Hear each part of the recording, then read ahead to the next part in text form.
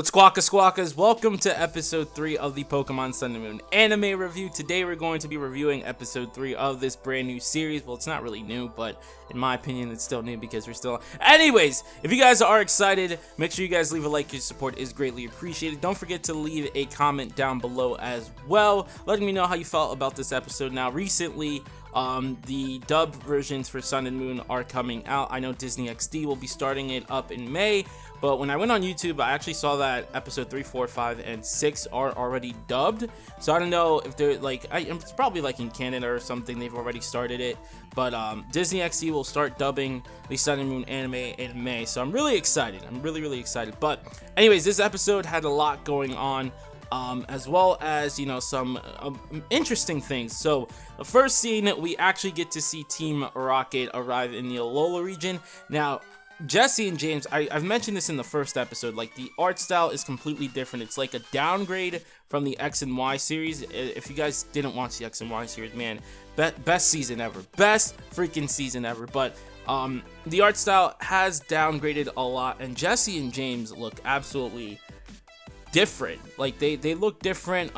Like I said, the art style is completely different in this series, but we get to see Jesse, James, Wobbuffet, and Meowth arrive in the Alola region. They have the same agenda as always: catch new Pokemon, make Team Rocket proud, and catch Pikachu, because they're always after Pikachu. So we get to see them. Now, if you guys remember, towards the end of last episode, we got to see Kukui give Ash the Pokedex. Now, if you guys haven't played 7th Gen, or if you guys haven't heard about 7th Gen, I don't know how you haven't heard of 7th Gen. I don't know why I made that assumption.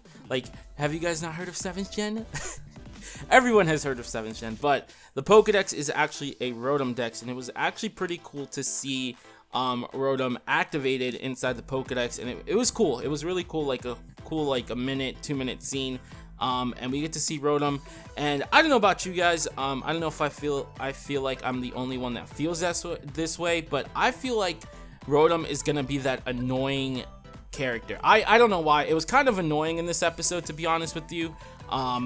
I don't know if it's gonna be like that towards the rest of the series, but it was kind of annoying. It really was kind of annoying in this episode, but you know, hopefully he's not annoying towards the rest of the series, because if he is, then I'm going to be extremely, I don't know how I would feel. But I found Rotom to be extremely annoying in this episode. But so today's agenda in this episode is actually to do some field work. So I guess the class is going to like a mini field trip, I guess. And they're going in the forest, and we get to see Team Rocket encounter Mimikyu. And what's crazy is that if you guys don't know Mimikyu's backstory, when it was first announced, everyone was saying like, this is the rejected Pikachu, like, you know, this is what Mimikyu wanted to be, loved like Pikachu and everything. But no, that is not what Mimikyu is. Mimikyu wants to be Pikachu because it hates Pikachu. Like, it wants this thing dead. And it actually says that in this episode. Like, Meowth was actually cursed because it tried looking under Mimikyu. And if you guys don't know about the Sun and Moon Pokedex, it states that if you look under Mimikyu, or you try to, you know, try to lift up the cloth that Mimikyu has on top of it, you get cursed, or you get sick, or something like that. You get like terminally ill. And that was actually pretty crazy, because we actually get to see Meowth in its own like little fantasy with Glaceon, Lopunny, and Gardevoir. But it turns out to be Gengar. It turns out to be Haunter and Ghastly. So Mimikyu was like giving Meowth like nightmares, and it was actually pretty crazy to see.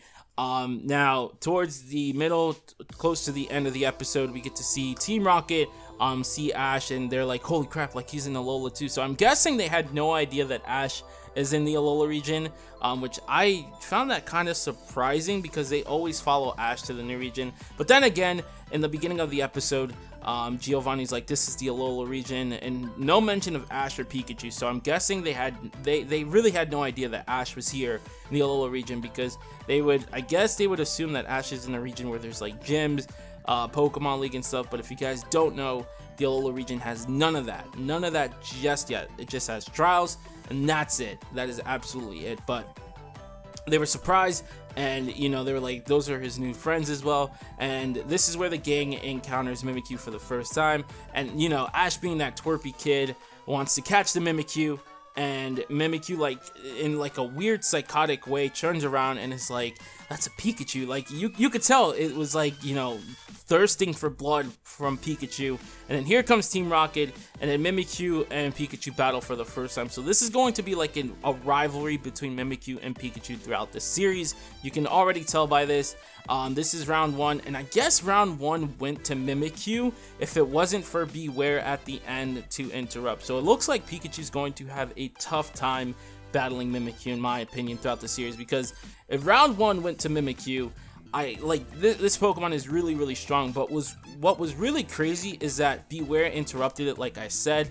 Mimikyu was gonna go for a Shadow Ball and was gonna end Pikachu, but then Beware like picks up Jesse and James, and Wobbuffet and Meowth are like, what the hell, where you going with them? And then Beware just walks away. But I thought that, you know, Jesse and James were gonna catch Mimikyu, but you know, it's still not captured just yet, and Beware wasn't captured at all as well. So maybe in a future episode they'll catch both Pokemon, because in the poster it does show that Beware and Mimikyu are with Team Rocket. So I don't know, maybe we'll see. But that is basically the entire episode.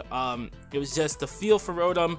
Rotom was getting introduced with everyone, you know, being alive. It's alive. I probably should have edited that in, but whatever. Anyways, it had Rotom in it.